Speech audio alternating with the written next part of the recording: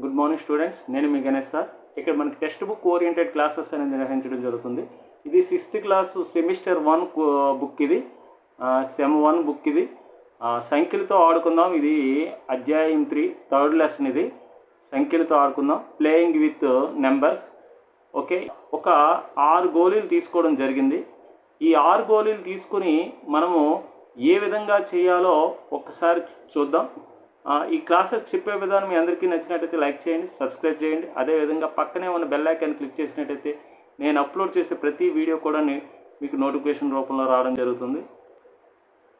ఇక్కడ 6 మార్బుల్స్ రమేష్ దగ్గర ఉన్నాయి. Ramesh have 6 marbles.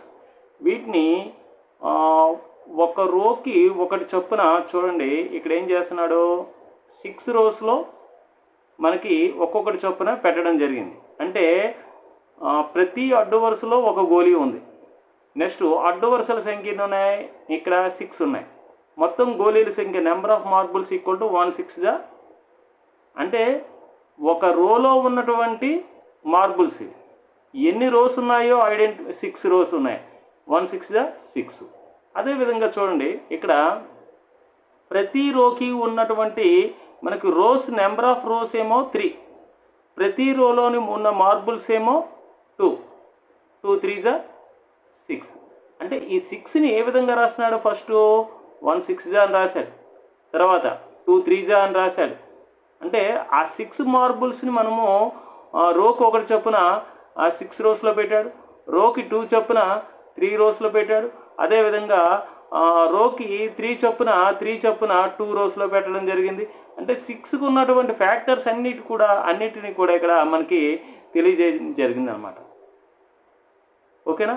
అదేవిధంగా ఒక రోలోనే 6 మార్బుల్స్ పెట్టి 6 1 6 అంటే ఇవన్నీ కూడా మనకి 6కు ఉన్నటువంటి ఫ్యాక్టర్స్ అవుతాయి అన్నమాట, కారణాంకాలు అవుతాయి.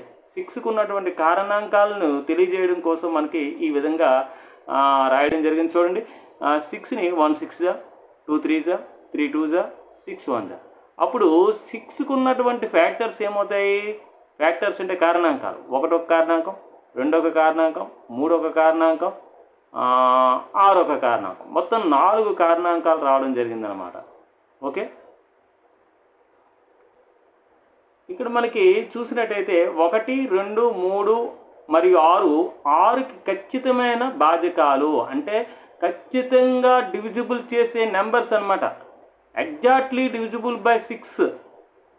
Which 1 1 2 3 and 6 are the exactly divisible by 6 అనమాట. 6 యొక్క భాజకాలు అనమాట. భాజకాలు అంటే డివిజిబుల్ అయ్యే నెంబర్స్ అనమాట. ఓకే, వీటిని ఏమని పిలుస్తాము, 6 యొక్క కారణాంకాలు అంటారు. మరి వీటిని ఫ్యాక్టర్స్ ఆఫ్ 6 అంటారు. ఈ 4ని ఫ్యాక్టర్స్ ఆఫ్ 6 అంటారు. ఓకే, నెక్స్ట్ 6 గోళీలను ఉపయోగించి మనకి ఇక్కడ చెప్పడం జరిగింది. మరి అదేవిధంగా 18 గోళీలను ఉపయోగించి మనకి అడ్డు వరుసల్లో అమర్చడానికి ప్రయత్నం చేయండి, 18 కారణాంకాలు కనుగొనండి అని అడిగాడు. మనకి టోటల్గా 18 గోళీలు తీసుకున్నాడు. ఈ 18 గోళీలని మనకి ఒక వరుసకి ఒక గోళీ చొప్పున 18 వరుసల్లో ఈ విధంగా మనకి ఉంచినట్టయితే టోటల్గా మనకు వచ్చినటువంటి గోళీల సంఖ్య 18. మరి వరుసకి 2 చొప్పున ఎన్ని వరుసల్లో 18 గోళీలు ఉంచుతామంటే 9 వరుసల్లో ఉంచుతాం, 2 9 18. మరి వరుసకి 3 గోళీలు చొప్పున ఎన్ని వరుసల్లో ఉంచుతామంటే 6 వరుసల్లో ఉంచడం జరుగుతుంది. మనకి 6 3 18. మరి 4 వరుసకి 4 చొప్పున ఉంచలేము. అన్ని గోళీలు కూడా సమానంగా ఉండాలి. వరుసకి 5 గోళీలు ఉంచలేము. అదేవిధంగా 6 గోళీలు ఉంచవచ్చు. 6 గోళీలు చొప్పున 3 వరుసల్లో. ఇది వరుసల సంఖ్య, ఇది గోళీల సంఖ్య. ఆ వరుసలో ఉన్న గోళీల సంఖ్య, ఇది వరుసల సంఖ్య అనమాట.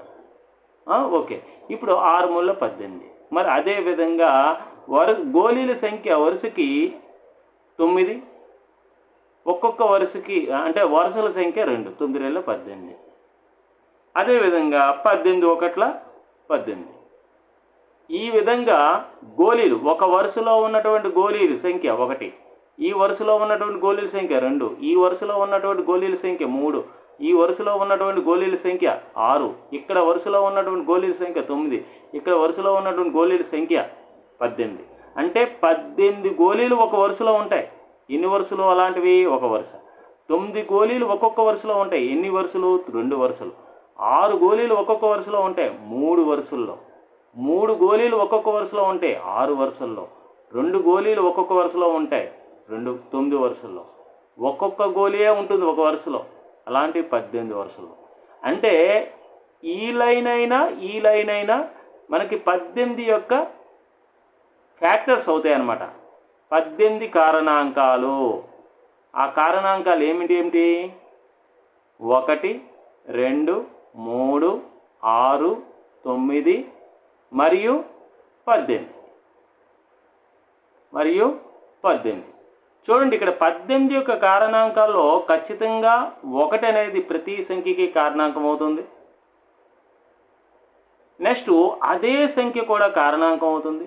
ఖచ్చితంగా ఒక కారణాంక 18 యొక్క కారణాంకాలు అడిగారు అనుకోండి, ఏదైనా సంఖ్య కారణాంకాలు అడిగితే ఆ సంఖ్య కన్నా ఆ సంఖ్య అవుతుంది, ఆ సంఖ్య కన్నా తక్కువ సంఖ్యలు కూడా అవుతాయి. కారణాంకాలను ఖచ్చితంగా లెక్కించగలము కాబట్టి కారణాంకాలను ఖచ్చితంగా లెక్కించగలము. చూడండి, 18 యొక్క కారణాంకాల్లో 1 నుంచి 9 వరకు, అంటే 18లో సగం వరకు ఉంటుంది. ఆ తర్వాత 9 తర్వాత దానికి రెట్టింపు అవుతుంది. దాన్ని బాగా గమనించవలసిన ఆవశ్యకత అయితే ఉంది. అంటే 9 తర్వాత 18కి 9కి మధ్యలో 18 యొక్క కారణాంకాలు ఉండవు. ఆ విషయాన్ని గమనించాలి. ఓకే, ఇప్పుడు కారణాంకాలు మరియు గుణిజాలు. అసలు కారణాంకాలు అంటే ఏంటి? ఒక సంఖ్యను శేషం 0 వచ్చే విధంగా భాగించబడే సంఖ్యలు ఉంటాయి కదా, వీటిని ఇక్కడ చూడండి, ఇక్కడ కూడా రిమైండర్ 0 వచ్చింది. ఇవన్నీ కూడా ఫ్యాక్టర్స్ అవుతాయి అన్నమాట, కారణాంకాలు అవుతాయి. ఇక్కడ శేషం అనేది 1 వచ్చింది కాబట్టి ఇది కారణాంకం కాదు. అంటే ఇక్కడ భాగఫలంతో సంబంధం లేదు. శేషం 0 వచ్చింది, రిమైండర్ 0 వచ్చింది, ఇక్కడ రిమైండర్ 0 వచ్చింది. అప్పుడు ఈ డివైజర్ ఉంటుంది కదా, దీనిని డివైజర్ అంటారు. అప్పుడు ఈ డివైజర్స్ అనేవి మనకి ఫ్యాక్టర్స్ అవుతాయి అన్నమాట. ఈ 3 అనేది ఫ్యాక్టర్ కాదు. ఎందుకు కాదంటే మనకి రిమైండర్ 1 వచ్చింది, అంటే శేషం 1 రావడం జరిగింది. అంటే 4ని 1 చేత భాగించాం, 2 చేత భాగించాం, 3 చేత భాగించాం, 4 చేత భాగించాం. 3 చేత భాగించినప్పుడేమో శేషమేమో 1 వచ్చింది. కాబట్టి 4కి 3 అనేది ఒక కారణాంకం లేదా ఒక భాజకం కాదు. 4కు ఉన్నటువంటి కారణాంకాలు ఏమవుతాయంటే 1 అవుతుంది, 2 అవుతుంది, 4 కూడా అవుతుంది. ఓకే, ఇక్కడ అదే విషయాన్ని చెప్పడం జరిగింది. 4 యొక్క కారణాంకాలు అంటారు. 1, 2, 4 సంఖ్యల్ని ఫ్యాక్టర్స్ ఆఫ్ 4 అని డివైడ్ చేయడం జరుగుతుంది. మరి ఒక సంఖ్య యొక్క కారణాంకం ఆ సంఖ్య యొక్క ఖచ్చితమైన భాజకము, ఎగ్జాక్ట్గా డివిజిబుల్ చేసే నెంబరు. మరి ఈ 20ని ఏం రాసాము? 4 5లని రాశాడు. 4 మరియు 5లు 20 యొక్క కారణాంకాలు అవుతాయి. ఇప్పుడు 20ని ఎన్ని విధాలుగా రాయొచ్చు? 1 × 20 అని రాయొచ్చు, మరి 2 × 10 అని రాయొచ్చు, మరి 4 × 5 అని రాయొచ్చు. అప్పుడు 20ని 2 సంఖ్యలు లబ్ధంగా రాయగలిగితే ఆ 2 సంఖ్యలు ఆ సంఖ్య యొక్క కారణాంకాలు అవుతాయి, ఫ్యాక్టర్స్ అవుతాయి. మరి ఆ 2 సంఖ్యలు కారణాంకాలు అయితే మరి 20ని ఏమని పిలుస్తాం? 20ని గుణిజం అని పిలుస్తాం. 2 సంఖ్యలను గుణించగా వచ్చింది 4 5ల 20.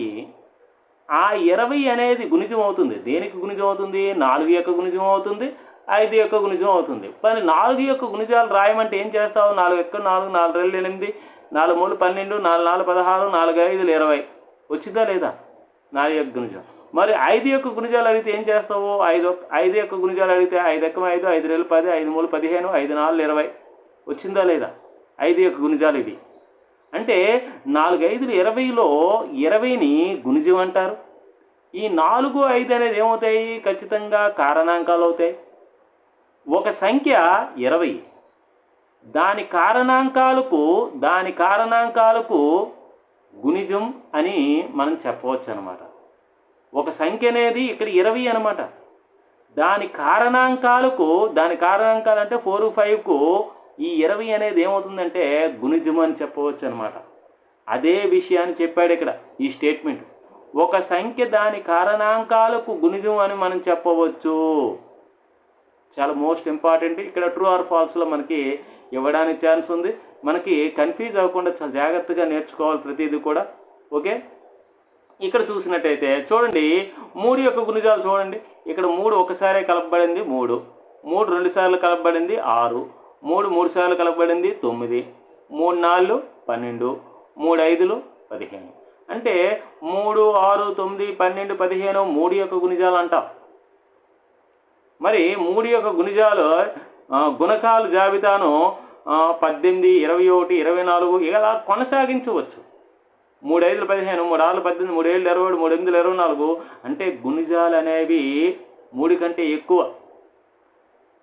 ప్రతి గుణిజము కూడా 3 యొక్క గుణిజం అడిగాడు అనుకోండి 3కి సమానంగా ఉంటుంది.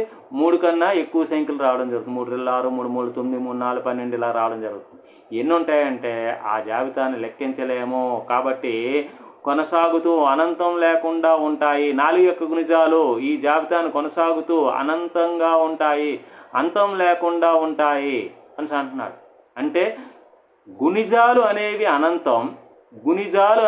అనంతం, కారణాంకాలు అనేది లెక్కించగలం. కారణాంకాలను లెక్కించగలము, గుణిజాలను లెక్కించలేము. ఆ విషయాన్ని మనం ఇక్కడ గ్రహించాలి. ఓకే, ఇక్కడ కారణాంకాలు గుణిజాల గురించి మనం ఏమి నిర్ధారించామో చూద్దాం అన్నాడు. ప్రతి సంఖ్యకు కారణాంకంగా ఉండే సంఖ్య ఏమైనా ఉందా? ఇప్పుడు 5 ఉంది, 5కు 1 కారణాంకం అవుతుంది. 7 ఉంది, 7కు 1 కూడా కారణాంకం అవుతుంది. 8 ఉంది, 8కు కూడా 1 కారణాంకం అవుతుంది. ప్రతి సంఖ్యకి 1 కారణాంకం.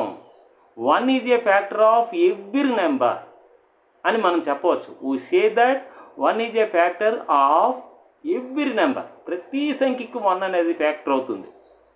నెక్స్ట్ ఇది ఒక పాయింట్ అని ఫస్ట్ పాయింట్. సెకండ్ పాయింట్ ఏముందో చూద్దాం. 7 దానికి అదే కారణాంకం కాగలదా? అవును, 7 అనేది ఉంది.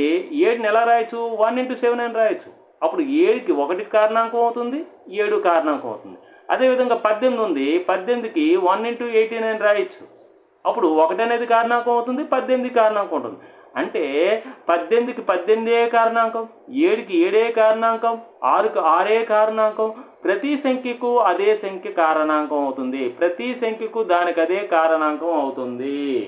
అంటే ఏ విధంగా చెప్పవచ్చు? ప్రతి సంఖ్యకు every number is a factor of it self. Every number is a factor of it self. ప్రతి సంఖ్యకు దానికి అదే కారణాంకం. ఓకే, 16 యొక్క కారణాంకాలు రాయమంటే ఏం చేస్తాము? 16 యొక్క కారణాంకాలు రాయమంటే 1 × 16 అని రాయొచ్చు, 2 × 8 అని రాయొచ్చు, నెక్స్ట్ 4 × 4 అని రాయొచ్చు. ఈ విధంగా రాసినట్టయితే 1 2 4 8 6 ఇవన్నీ కూడా కారణాంకాలు వస్తాయి మనకు. ఇవన్నీ కారణాంకాలు రావడం జరుగుతుంది. మరి ఇక్కడ చూడండి, ఇవన్నీ కూడా ఏం చేస్తాయి? ఈ కారణాంకాల్లో 16ని విభజించిన ఏదైనా కారణాంకాన్ని మీరు కనుగొన్నారా? ఇదే సంఖ్య 20 మరి 36 కోసం ప్రయత్నించండి. ఒక సంఖ్య యొక్క ప్రతి కారణాంకం ఆ సంఖ్య యొక్క ఖచ్చితమైన భాజకం అని మీరు కనుగొంటారు. అంటే ఒక సంఖ్య యొక్క కారణాంకాలు అన్నీ కూడా ఖచ్చితంగా డివిజిబుల్ అవుతాయి అన్నమాట. ఖచ్చితమైన భాజకం అవుతుందంటే రిమైండర్ 0 వచ్చే విధంగా భాజకం అవుతుంది, అంటే భాగించబడుతుంది. ఎవ్రీ ఫ్యాక్టర్ అంటే ఇవన్నీ factors. Every factor of A number is an exactly divisible by that number. Exactly divisible by that number. Okay, అంటే ఈ కారణాంకాలన్నీ కూడా ఈ 16ని ఎగ్జాక్ట్గా డివిజిబుల్ చేస్తాయి, అంటే రిమైండర్ 0 వచ్చే విధంగా భాగించబడతాయి అని అంటున్నాను. నెక్స్ట్ చూడండి, ప్రతి కారణాంకం ఇచ్చిన సంఖ్య కంటే తక్కువగాను సమానంగా ఉంటుంది. ఇప్పుడు 16 యొక్క ఇప్పుడు 24 యొక్క కారణాంకాలు అడిగాడు అనుకోండి, 24 కారణాంకాలు అడిగాడు అనుకోండి, అప్పుడు ఏం చేస్తాం? 1 2 3 8లు 24 అవుతుంది, 4 6లు 24 అవుతుంది, 6 అవుతుంది, 8 3లు 24 అవుతుంది, నెక్స్ట్ 12 అవుతుంది, నెక్స్ట్ 24 అవుతుంది. 24కు ఉన్నటువంటి కారణాంకాలన్నీ రాయడం జరిగింది. మరి 24 కంటే 24కి సమానంగా ఉంటుంది, 24 కంటే తక్కువగా ఉన్న సంఖ్యలు కూడా మనకి కారణాంకాలు రావడం జరిగింది. కాబట్టి ప్రతి సంఖ్య, ప్రతి కారణాంకం అంటే 24కు ఉన్న ప్రతి కారణాంకం ఇచ్చిన సంఖ్య కంటే, అంటే తీసుకున్న 24 సంఖ్య కంటే తక్కువగా ఉంటాయి లేదా సమానంగా ఉంటాయి. అది దీని అర్థం. ఓకే. నెక్స్ట్, ఇచ్చిన సంఖ్య యొక్క కారణాంకాల సంఖ్య పరిమితం. అంటే ఏ సంఖ్యకైనా పరిమితంగానే, అంటే పరిమితం అంటే లెక్కించగలం అన్నమాట. ఇప్పుడు 6కు ఉన్నటువంటి కారణాంకాలు ఎన్ని అడిగాం అనుకో, 1 2 3 6. ఇక్కడ చూడండి పరిమితంగా ఉన్నాయి. 6కు ఉన్నటువంటి కారణాంకాల సంఖ్య 4 ఉన్నాయి. అంటే కారణాంకాల సంఖ్యను లెక్కించగలిగితే దాన్ని పరిమితం అంటారు. మరి గుణిజాల సంఖ్యను అయితే లెక్కించలేం కాబట్టి అపరిమితం అంటారు. ఇది countable. Factors are countable, number of factors are finite. Okay. Next చూడండి, ఒక సంఖ్య యొక్క ప్రతి గుణకం దానికంటే ఎక్కువ లేదా సమానంగా ఉంటుంది. అంటే గుణకం అంటే గుణిజం అన్నమాట. అంటే 7 యొక్క గుణిజాలు అడిగితే 7, 14, 21, 28 ఇలా చెప్తాం. ఆ 7 యొక్క గుణిజాలు రాసినప్పుడు ఆ సంఖ్యకు ఈక్వల్గా ఉంటుంది లేదా ఆ సంఖ్య కన్నా పెద్దవి కూడా ఉండడం జరుగుతుంది. ఎప్పుడూ కూడా ఆ సంఖ్య కంటే గుణిజాలు అనేవి ఎక్కువగా ఉంటాయి, ఆ సంఖ్యకు సమానంగా కూడా ఉండడం జరుగుతుంది. నెక్స్ట్ చూడండి, 5 యొక్క గుణిజాలు రాయడం జరిగింది 20 వరకు. ఈ జాబితా ఎక్కడైనా ముగుస్తుందని మీరు అనుకుంటున్నారా? లేదు. ఈ జాబితా ఎందుకు? గుణిజాలు ఎప్పుడు కూడా అనంతంగా ఉంటాయి, అంతం లేదు. ఇచ్చిన సంఖ్య యొక్క గుణిజాల సంఖ్య అనంతం అంటే ఇన్ఫైనైట్ అంటే లెక్క పెట్టలేనన్ని గుణిజాలు ఉంటాయన్నమాట. ప్రతి సంఖ్య దానికదే గుణిజము. ఇప్పుడు 7 అనేది ఉంది ఒకటి, అప్పుడు 7 1 జా 7, 7 1 జా 7. చూడండి, 7కి అదే దానికదే ఒక గుణిజం అని మనం తెలుసుకోవడం జరిగిందనమాట. ఇక్కడ చూసినట్టయితే మనకి పరిపూర్ణ సంఖ్యలు, వీటిని పెర్ఫెక్ట్ నెంబర్స్ అని అంటారు. అంటే అర్థం ఏంటంటే ఒక సంఖ్యకు ఉన్నటువంటి ఫ్యాక్టర్స్ మొత్తము ఆ తీసుకున్నటువంటి సంఖ్యకు ట్వైస్ ఉందనుకోండి, ఆ సంఖ్యని పెర్ఫెక్ట్ నెంబర్ అని అంటారు. మనకి 1 డిజిట్లో ఉన్నటువంటి పెర్ఫెక్ట్ నెంబర్ అనేది ఒకే ఒకటి ఉంది, అది 6. 2 డిజిట్లో ఉన్నటువంటి ఒకే ఒక పెర్ఫెక్ట్ నెంబర్ ఉంది, దాన్ని 28 అంటారు. పరిపూర్ణ సంఖ్యలు అంటే ఏంటి అంటే అర్థం, ఒక సంఖ్యకు ఉన్నటువంటి కారణాంకాల మొత్తము ఆ సంఖ్యకు రెట్టింపు ఉన్నట్లయితే ఆ సంఖ్యలను పరిపూర్ణ సంఖ్యలు అంటారు. ఇప్పుడు 6 అనే సంఖ్య ఉంది. 6 అనే సంఖ్యకు ఉన్నటువంటి కారణాంకాలు 1 2 3 6. వీటి మొత్తం ఎంత వచ్చింది? 12 వచ్చింది. ఈ 6 అనే సంఖ్యకి రెట్టింపు ఉంది, 6 12. కాబట్టి ఈ 6 అనే సంఖ్యని పరిపూర్ణ సంఖ్య అంటారు. ఇప్పుడు 28 ఉంది. 28 యొక్క కారణాంకాలు ఏంటి? 1 2 4 7 14 ఇచ్చాడు, అంటే 28. వీటన్నిటినీ కూడినట్టయితే 56 వస్తుంది. అంటే 28కి డబల్ ఉంది, 2 రెట్లు ఉంది. అలా 2 రెట్లు ఉన్నట్టయితే కారణాంకాల మొత్తం తీసుకున్న సంఖ్యకి ఆ సంఖ్యల్ని పరిపూర్ణ సంఖ్యలు అంటారు. అటువంటి ఒకే ఒక 1 డిజిట్ నెంబరు 6. 2 డిజిట్ నెంబరు ఒకే ఒకటి ఉంది, అది కూడా 28. నెక్స్ట్ 3 డిజిట్ నెంబర్ కూడా ఒకే ఒకటి ఉంది, 496. అదేవిధంగా 4 డిజిట్ నెంబర్ని మీరు కామెంట్ రూపంలో చేయండి. పరిపూర్ణ సంఖ్యలు ఏ విధంగా కనుగొంటారో మనము మన యూట్యూబ్ ఛానల్లో ఒక క్లాస్లో ఉంది, ఒకసారి చెక్ చేయండి. అదేవిధంగా 68 యొక్క అన్ని కారణాంకాలు రాయండి అన్నాడు. 68ని ఏ విధంగా రాయొచ్చు? 68 = 1 × 68 అని రాయొచ్చు. సో 68 ఇది. అదేవిధంగా 2 34లు రాయొచ్చు. నెక్స్ట్ 4 17 అని రాయొచ్చు. నెక్స్ట్ ఈ విధంగా మనకి ఇన్ని విధాలుగా రాయవచ్చు అన్నమాట, అంతే. కాబట్టి 68కు ఉన్నటువంటి కారణాంకాలు 1, 2, 4, 17, 34, 68 అవుతాయి. 1, 2, 4, 17, 34, 68. ఒక సంఖ్యకి ఈ 68 అనే సంఖ్యకి ఒకటి ఒక కారణాంకం, అదే సంఖ్య ఒక కారణాంకం. ఈ 68లో సగం సంఖ్య ఎంత ఉంది? 34 ఉంది. ఆ 34కి 68కి మధ్యలో మరి కారణాంకాలు ఉండవు. అది ఒక విషయాన్ని గమనించండి. ఇప్పుడు 36 ఉంది. 36 కారణాంకాలు కావాలంటే ఒక 36, 36, 2 18లు 36, 3 12లు 36, 4 9లు 36, ఈ విధంగా రాయొచ్చు. 6 6లు 36. ఇవన్నీ కారణాంకాలు. 1, 2, 3, 4, 6, 9, 12, 18, 36. ఒకటొక కారణాంకం, 36 ఒక కారణాంకం. 36లో సగం 18, 18కి 36కి మధ్యలో కారణాంకాలు ఉండవు. చూడండి కావాలంటే, ఇక 18, 36కి మధ్యలో కారణాంకాలు ఉండవు. 1, 2, 3, 4, 6, 9, 12, తర్వాత 18 ఉంటుంది. 18 తర్వాత దానికి రెట్టింపు 36 కారణాంకాలు. 6 యొక్క మొదటి 5 గుణిజాలు. 6 యొక్క మొదటి 5 గుణిజాలు అడిగినప్పుడు ఏం చేయాలి? 6 ఎక్కం 6, 6 రెళ్ళు, 6 మూళ్ళు, 6 నాళ్ళు, 6 ఐదులు. 6 ఎక్కం 6, 6 రెళ్ళు 12, 6 మూలు 18, 6 నాళ్ళు 24, 6 ఐదులు 30. 6, 12, 18, 24, 30. ఈ విధంగా మనము కంప్లీట్ చేసుకోవాలి. ఓకే, ఈ క్లాసెస్ చెప్పే విధానం మీ అందరికీ నచ్చినట్టయితే లైక్ చేయండి, సబ్స్క్రైబ్ చేయండి. అదేవిధంగా పక్కనే ఉన్న బెల్ ఐకాన్ క్లిక్ చేసినట్టయితే నేను అప్లోడ్ చేసే ప్రతి వీడియో కూడా మీకు నోటిఫికేషన్ రూపంలో రావడం జరుగుతుంది. ఒక్కసారి చూడండి, ఈ పర్ఫెక్ట్ నెంబర్స్కి సంబంధించి ఒక పరిపూర్ణ సంఖ్య లేదా ఒక శుద్ధ సంఖ్యను కూడా పిలవడం జరుగుతుంది. పరిపూర్ణ సంఖ్య లేదా శుద్ధ సంఖ్య యొక్క కారణాంకాల యొక్క గుణకార విలోమాల మొత్తము ఎంత? పరిపూర్ణ సంఖ్యకు ఉన్నటువంటి కారణాంకాల గుణకార విలోమాల మొత్తము ఎంత? ఇది క్వశ్చను.